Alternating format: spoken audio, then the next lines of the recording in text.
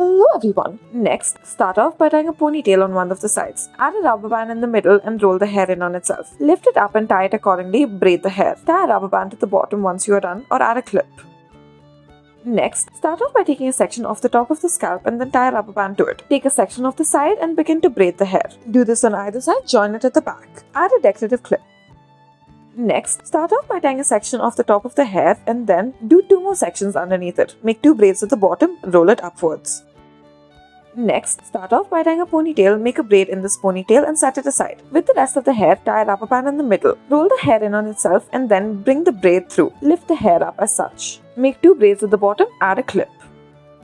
Next, start off by sectioning off the top of the hair, add a ponytail to it. Add a decorative bow as well with 2 sections. Using the ribbon as one of the sections, make a braid out of it. Make it a French braid. That is, as you progress with the braid, include more and more sections of hair from the rest of the scalp into this braid. Once you reach the bottom, tie a rubber band to it.